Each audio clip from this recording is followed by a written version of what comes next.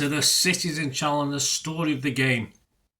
Yes, it ended Juventus 2, Manchester City 0, or also known as the Old Lady 2, the Older Men 0. So yes, that sort of sums it up. Old, tired, lack of confidence. You can name it whatever you want, but sounds a bit depressing, doesn't it? 11th of December 2024, of course, it's match day 6 of the new 36-team Champions League. Yes, we're still hanging on in there. Yep, we'll talk about that before we go, of where it puts us, what we need to do perhaps. That's 24-25 season, of course. Pepsi 11 for this one. Yes, 3 changes to the Palace game. I got 10 out of 11. I was quite happy with that because I had a fingers crossed that Akanji would somehow get back to fitness. So, of course, he wasn't even on the bench, so that blew that one out of the water. So I'll take 10 out of 11. I'll take a sort of tentative, almost right there. Yes, the City starting 11. Of course, to drop out, let's just say the 3 players to drop out from Palace were, of course, Ortega, Nunes and Xavi. Probably about right, I thought. Of course, on the basis of what we saw, perhaps Ortega might have got another goal, but it was never going to happen, was it? City 11, Edison, Walker, Diaz, Gvardiol, Lewis, Gundo, KDB, Bernardo, Doku, Grealish and Haaland on the bench. Yes, Ortega, Hudson. Yes, so Carson's been pensioned off, has he? Probably not. Hudson, of course, is he one of the under-18 keeper, or one of the young keepers. Kovacic, nice to see Kovacic there. Savic, Nunes, Foden, nice to see him sat there being comfortable. Wright, Simpson, Pusey, O'Reilly, Makassi and Wilson Esbrand. Yes, so a nice little day out for these young lads who perhaps are usually on EDS duty. Juventus, Di Gregorio, Danilo. Oh, flipping heck. My lad chatted to him on the phone about his council tax one, so I won't say what it was about. Gatti, Kalula, Coatengua, Savona, Locatelli, Thuram, Francisco Conceição, little fart, Cooper, Miners, Yildiz and Vlahovic, top scorer, of course, big scorer, big lad, big unit, did alright. Story of the game, well, he won't feature much, but that Conceição, whatever he's called, that small, I thought he was one of the mascots started to play for the team. I thought, he was that small. He has a bit of talent, but he also suffers very badly from small man syndrome, doesn't he? He will be angry for most of this game. I'm not going to mention him particularly now after this, but I thought it was worth a mention because he got on my nerves, to be honest with you. Just get down, sit down, anything like that. Anyway, 19 minutes, Locatelli's cross is headed out of the area to Kenan Yildiz. Decent shot, actually. Flies just wide. I thought Edison might have got a fingernail to that one. I think the commentators did as well. But goal kick, we'll take it. It was a bit of a feeling each other out that first half, wasn't it? Because 36 minutes, not a lot of action. De Bruyne swings it in the area. The defender heads it into another defender. And it falls for Mr. Sharpness himself, Haaland, whose shot hits a defender and deflects back into his face. I think that just about sums up the bigger man's performance last night. 40 minutes, De Bruyne plays a lovely pass, little subtle pass into the path of Haaland. He makes that run beyond the home defence. And of course, the keeper, Di Gregorio, comes off his line. And Haaland tries to dink it over him, but Di Gregorio has his sort of arm up and he manages to react and pushes it out. So it didn't just hit him, he actually physically pushed it. Haaland's dink, just not good enough. He scuffed it a little bit and I don't think it sat up as he was hoping it would do, so it didn't allow him to get that little bit of more height on it, because it could have done with a little bit more height. A decent stop, but of course those sort of things early in the season when Haaland went through like that, he was scoring every time. But of course confidence, as in the team as well, probably having an effect, and really should have been 1-0 up at that stage, but a little bit disappointed, although I thought at the time the goalkeeper made a good save. He did, but I think Haaland could have done better. So half-time, I commented, this is my actual comment as I was writing this little thing at half-time. A cagey first half, and I had a feeling Juve could be a lot better. I wasn't too sure about City, unless of course they gave us a little bit more space by being more active themselves, but it didn't probably turn out like that, did it? They just hit us on the counter. That was as simple as that. Second 45, 50 minutes, De Bruyne's found his space on the right. Nice pass infield to Gundo, but it's more a tentative poke from Gundo rather than a shot, and it's blocked. Nothing from that one. 53 minutes, well, it's 1-0 down. We're probably not coming back from that, whatever happens. Gatti on the break. passes the ball to the right. He keeps on going. Markers all over the place. And when the ball eventually comes into it, he meets it with a decent shot. But I mean, all Ederson had to do was thank you very much, nice back pass, and he sort of chests it out. I've watched it 3 or 4 times. I still don't know why. It was a good, it was hit with pace, but I mean, it was there. It was there. Just collect it and say thank you very much, and somehow it pushes it back out. Anyway, it's crossed back in, and this time, of course, Gvardiol, whose 6 foot frame probably shrinks to about 4 foot, is beaten in the air by this Vlahovic guy. It's in the net. Ederson can't do much about it. He sort of chests it onto the post, which, I thought it was a bit unfair. Some people said that was a pull. I thought he did as much as he could. It was so close to him. But he was unlucky in the fact he hit the post and then squirmed back over the line. And of course, by the time he tried to claw it out, it had gone over the line by a good 2 or 3 centimetres. So there you go. I blame Ederson for the first one, not particularly for that second one. But we're 1-0 down against the Italian team. We may as well pack up and go home, mightn't we? It turned out that way, although they did have another chance to humiliate us. 57 minutes, Doku shoots, but it's blocked, and then it rebounds out to Lewis, and his effort is blocked, as they get defenders back in their own box, which we don't. 59 minutes, Grealish hefts it right over to Bernardo, who finds the defender with not the greatest effort. His attempt is blocked. 63 minutes, De Bruyne finds Doku on the left, but Haaland is the only player sort of attacking the 6-yard box, and Doku fires it across that 6-yard box. But of course, Haaland's goes near post, and Doku goes far post. It's not really a Toshak Keegan connection, that is it at the moment. It's not a psychic connection, so it whips across the box. Although I didn't see any other City players in and around the vicinity. Is it just Haaland supposed to do everything up in the opponent's box? So that chance went begging. 66 minutes, a shot from De Bruyne from the edge of the D, but it's always going wide. 68 minutes, Gundo is teed up on the edge of the area. And he just tries to do one of his familiar passes into the far corner. And of course, the keeper, waiting for the cameraman to get a good shot of it, does an over-dramatic save to turn it round the post. I mean, he should have caught it, in fairness, but it probably looked good if he's got a good shot of that one off the cameraman. 74 minutes, and it's 2-0, and it all started with ex-City player Danilo. Stops Doku, and we're exposed. He passes into McKennie, who releases Weir, not the George type, the other one, into the right side of the area. A great pass, and Lewis scampers after him, and he manages to get a block, but again, unfortunately for us, the block goes straight back to him. And he picks out an unmarked McKennie. I don't know what the rest of the defence is doing. He was running to the area, and he acrobatically volleys it into the corner past Diaz and Ederson. I wouldn't particularly blame Diaz or Ederson for that.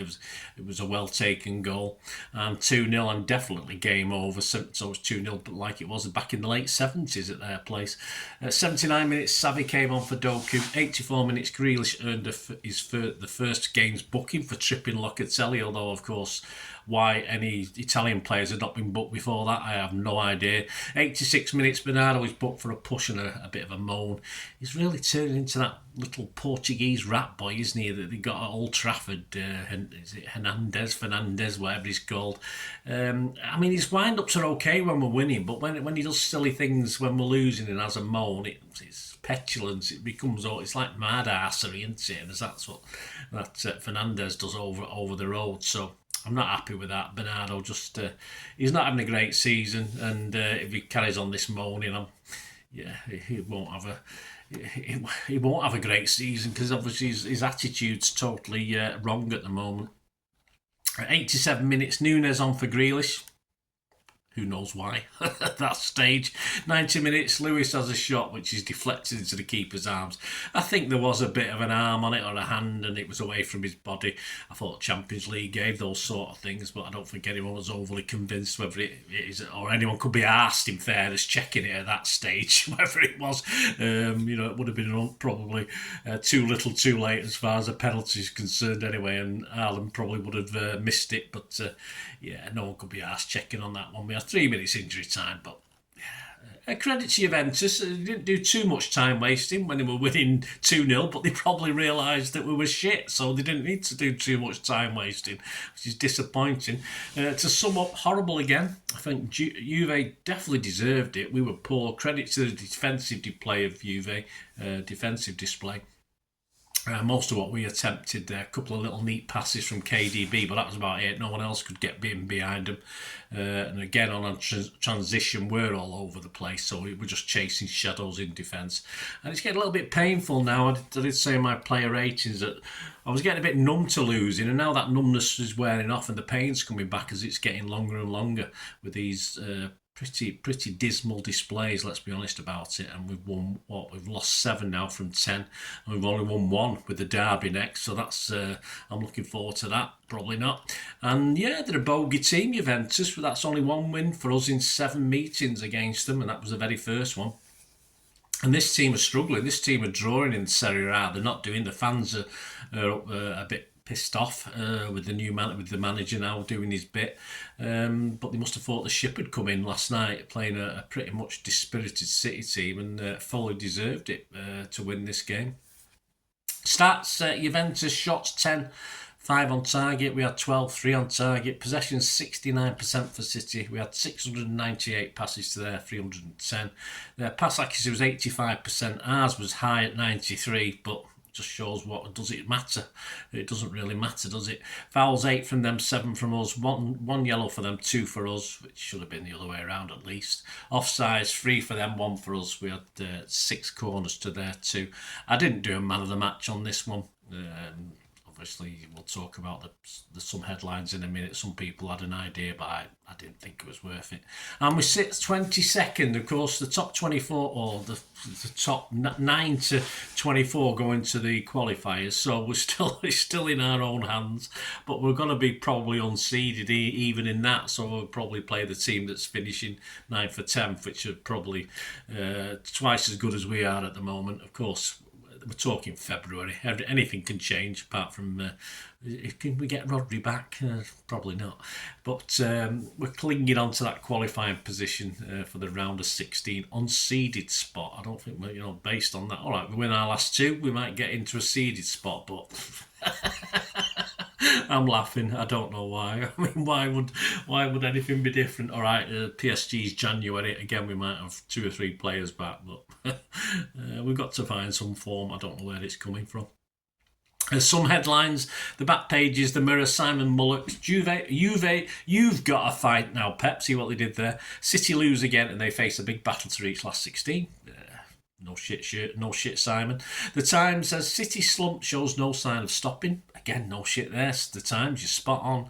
Daily Mail's Jack Gorn, fight of our lives. He said it's now 1 win in 10 for City, and Pep admits they're in desperate battle to avoid shock Euro exit. They're very coming out with the facts, aren't they? The newspapers.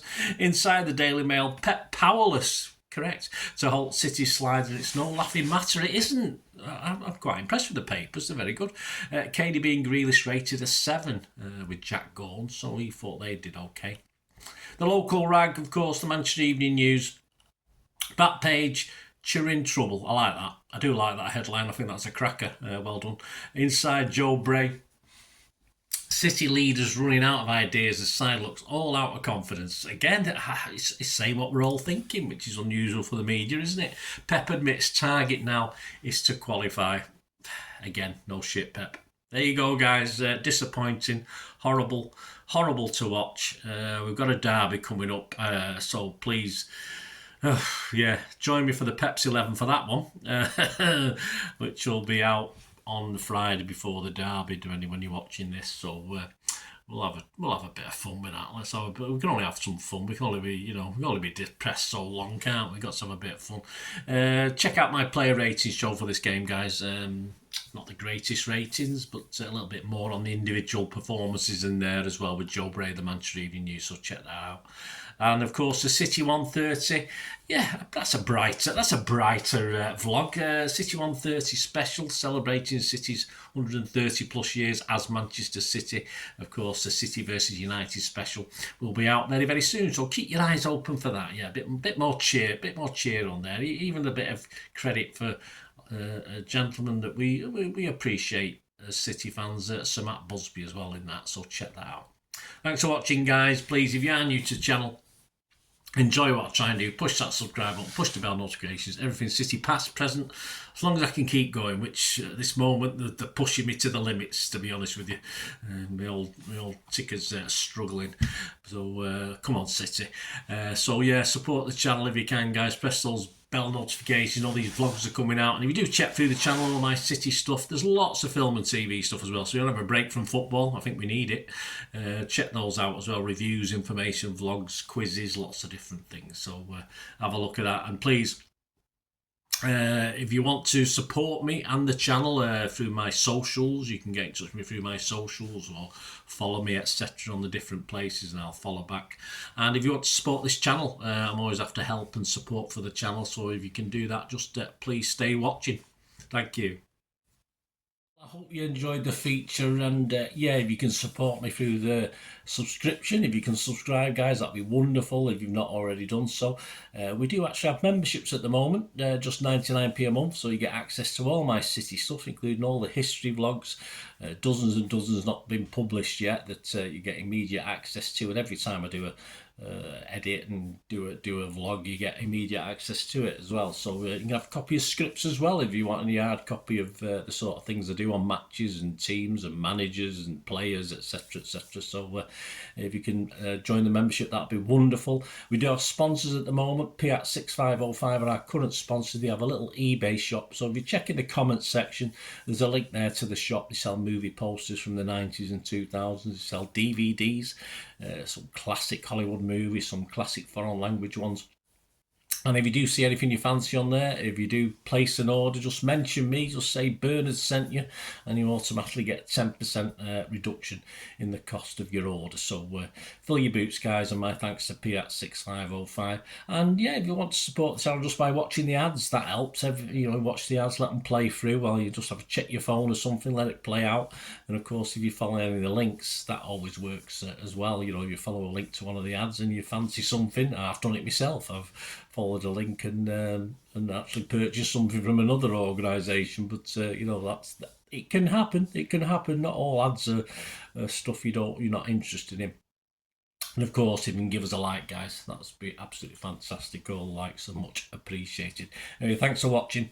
Until the next time, of course, I only ever ask one thing, don't I? Please, I ask you all to stay safe, especially you Blues. Until the next time, come on, City. Bye for now.